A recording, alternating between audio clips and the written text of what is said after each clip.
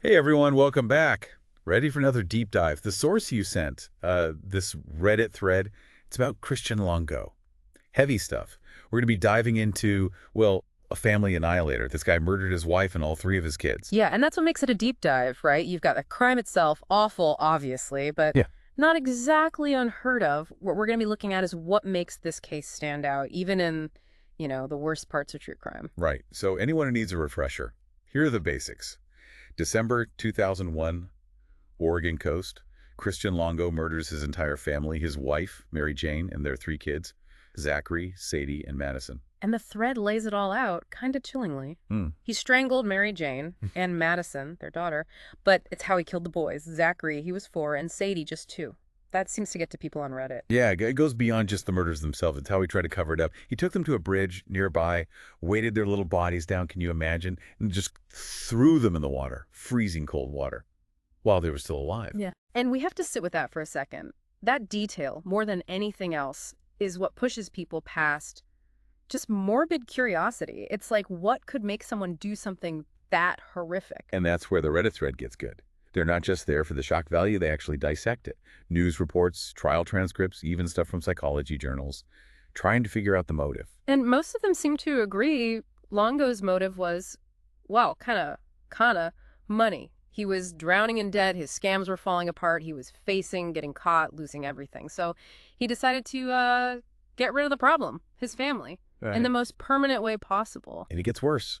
He runs off to Mexico, not even to hide, really, but to actually enjoy himself, living it up on the beach, fake name, the whole thing, for a whole month before they caught him. And that's what's really chilling. That choice to be indulging himself, having fun while his family is, literally at the bottom of the ocean, speaks to a real lack of, well, any kind of remorse. Some people in the thread called it a narcissist's fantasy, like a way to escape not just the law, but his own guilt. You'd think that'd be impossible to outrun, Right. right? But then there's another layer to this whole thing. How Longo tried to change the story. He actually claimed he found the kids dead, that he went crazy and killed Mary Jane in a fit of passion. Classic family annihilator behavior, right? Textbook. That desperate need to control how people see it, even if it means making yourself the victim. It's like this primal instinct, right? They need to hold on to some piece of, I don't know, their own image, even if they got to twist everything into something totally messed up. And the crazy part is, sometimes it actually works. Yeah, and the thread goes into all that. There's a whole section where they pick apart those kinds of stories. Like, how could anyone look at the evidence, the timeline, everything he did after, and buy that? That he was just a grieving husband. And this is where the Reddit thread gets really interesting. It goes past just, typical true crime stuff. They start comparing Longo's case to other famous family annihilators. Chris Watts, obviously, because it's so similar on the surface.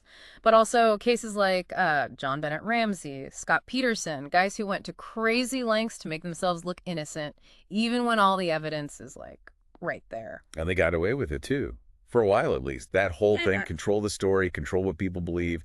It's scary, especially now with social media and everything. Exactly. Someone in the thread said something about the name Chris. Longo, Watts, Chris Benoit, that wrestler who killed his family. Even further back, there's all these huge cases, and they all have that name. It's probably just a coincidence, but still. It's weird, though, right? Like, our brains just look for patterns.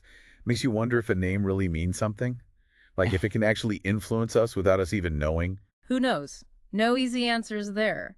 But that's the kind of thinking this case makes you do. And then there's the public reaction, which is a whole other thing. You've got people who are obviously horrified. They want justice, which makes sense. But then you have this other group, and they're almost drawn to Longo. You mean the ones who defend him? They make excuses or try to find any little thing and make it seem like maybe he didn't do it. It's messed up, but it happens. The thread talks about that, about how some people need to prove that the system works, that someone's innocent until proven guilty, even when it's pretty obvious they did it. It's like they'd rather believe a lie than face the fact that, yeah, sometimes people are just monsters. And that takes us to another big thing they discuss, the death penalty. I mean, we're talking about a woman and 3 kids murdered. Does any punishment, even death, really fit that?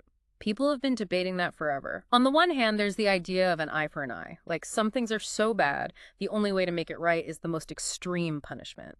And honestly, looking at this case, it's hard not to feel that. Like, he took their lives, he deserves to lose his too. But there's the other side, too. Right. They say even if it's something horrible like this, you should still value life. They say killing someone else, even if it's for justice, doesn't bring the victims back. And they bring up the bigger questions, like what does it say about us if we do the same thing the killer did? It's like, where do you draw the line? Is there even a right answer when it's this kind of crime? It's a lot. And just when you think they've covered everything, the Reddit thread brings up these 2 books about the case, and it adds this whole other layer to the whole thing. Okay, now I'm really interested. Tell me more. First book is called Love Daddy.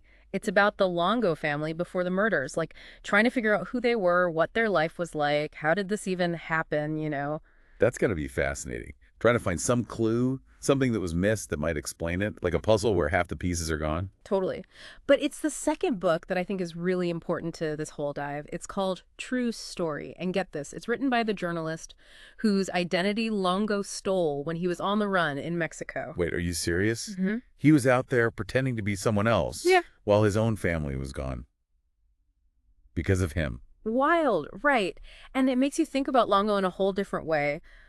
Was he trying to just like become someone else, start a new story, or was it something even darker? And what does it say about us that we're so obsessed with this stuff, getting inside the minds of criminals? Like, there's reason we're talking about this, right? Yeah. Getting inside the head of this guy, even if it's, I don't know, kind of creepy. It's like you want to see what darkness looks like, so you light a match, you kind of see something, but you're also making more shadows at the same time. And that's what's so messed up about True Story. It's Longo trying to control those shadows, trying to make us see him the way he wants, even now. Yeah, the Reddit thread, they debate about that too. Is it just more manipulation, like, oh, I'm confessing, but really I just want you to understand me? Or could he actually be, I don't know, trying to understand himself just as much as he's trying to explain it to us? Like some of them said. Yeah, it's like he's holding up one of those, what are they called, funhouse mirrors Hmm. to the whole case. You see these flashes of guilt or denial, even like a twisted way of trying to, I don't know, save himself. But it's all distorted. And that's the thing, you got to be careful. Not just with Longo's story, but with any of these true crime cases. It's easy to get sucked in all the details and stuff and forget about what really matters. Victims, right? Mary Jane, Yeah. Zachary, Sadie, and Madison. It's their story, but they're the ones who get, I don't know, forgotten because of the guy who did it. And that's why I actually think these Reddit threads, even though they can be kind of out there, are important. Because people can talk about not just the crimes, but how we react to them. That whole, like, morbid fascination thing. You want to know why someone would do something so messed up? Guess it's just part of being human. Yeah, totally. But it's also good to remember these aren't just stories, right? These were real people, and their lives got cut short. And yeah, there's always going to be more to find out, more to think about, but we owe it to them, to their families, to remember that. Yeah, you're right. We started out thinking we were going to figure out the mind of a murderer. And I guess in a way, we did. But we also got into some pretty big stuff, like what's the truth? Why are we drawn to dark stuff? And why do we try so hard to understand things that don't make sense? And sometimes the scariest answer is there isn't one. Just more questions, more layers to peel back, and that reminder that people are capable of anything, good or bad. That's a lot to think about. But isn't that what a good deep dive should do? It sticks with you. So to everyone listening, thanks for sending us down this rabbit hole. Intense, for sure, but we appreciate you coming along for the ride. And like always, don't be afraid to ask the hard questions. Look for different points of view and never stop learning. Even if it's tough, wanting to understand things, that's what keeps us going.